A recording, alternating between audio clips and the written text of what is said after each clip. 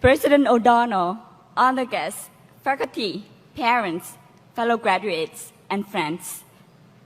សូមគោរពលោកឪពុកលោកពូអ្នកមីងបងប្រុសប្អូនស្រីនិងមិត្តភ័ក្តិទាំងអស់ដែលមានវត្តមាននៅទីនេះ My name is Kimsy Tor, and it is my great honor to be speaking to you today in this special event. If you will permit me, I would like to tell you a little bit about my journey. I grew up in Siem Reap, a small town in Cambodia located about 9,000 miles away from here. After graduating from a local high school in 2010, I received a scholarship to attend a university in Phnom Penh, the capital city of Cambodia, and I moved to the city and stayed with my sister, who was studying pharmacology at a medical school. It was in my mathematics class, ordinary differential equations, that I met a professor from Manhattan College who were there teaching for the second time as a volunteer at Royal University of Phnom Penh. I worked very hard and did well in her class. The professor encouraged me to apply to Manhattan College, and I did. The admission letter arrived in March 2011. A few weeks later, I received generous financial support derived from several scholarships funded by Manhattan College and Mr. and Mrs. O'Malley. Without this generosity, I would not be able to attend Manhattan College, and certainly without tremendous support and encouragement from faculty members, family, friends, administrators, and staff at Manhattan College, I would not be standing here today.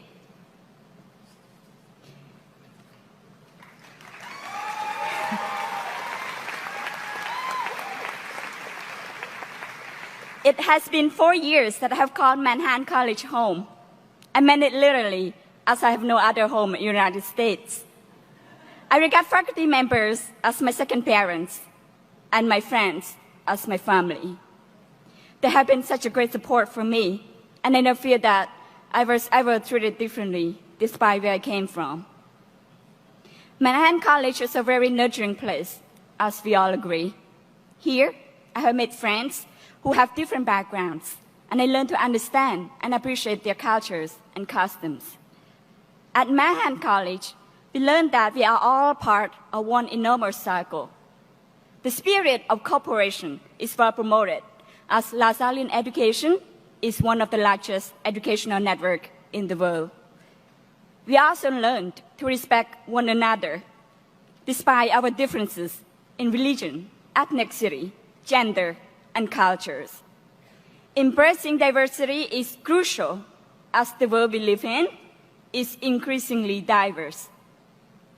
I learned quickly that in New York City, meeting someone from another country like myself is a common thing. As many as 800 languages are spoken throughout the 5 boroughs, making New York the most linguistically diverse city in the world. I am proud that Khmer, my mother tongue, is one of them. Nelson Mandela once said, if you talk to a man in a language he understands, that goes to his head. If you talk to him in his language, that goes to his heart.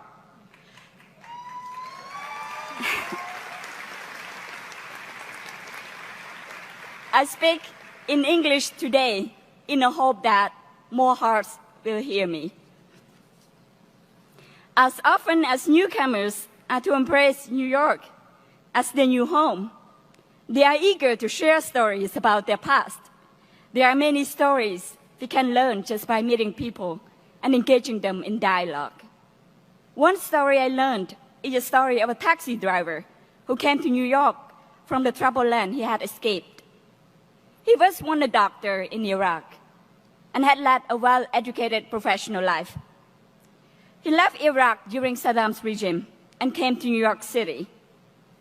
Today, he works as a taxi driver at all hours of the night to support his family. Another story is of an immigrant man working as a house cleaner. I read his story on one of my favorite blogs, Human of New York. He reflected his past and said, it was very tough at first. Moving to a new country is like being born all over again. You are just like a baby. You can't move, you can't speak, and you don't know the culture. By taking the time to listen to their stories, we learn to understand and appreciate who they are. When we understand, we can take action. Another story that often does not get told is a woman's story.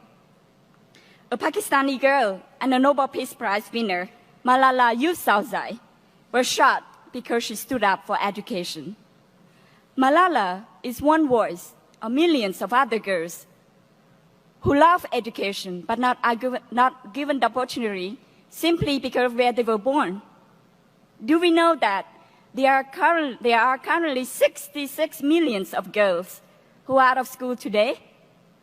In many societies, education for girls is regarded as unnecessary and a poor investment.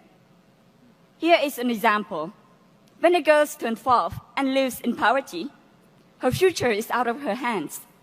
In the eyes of many, she is considered a woman, but is she?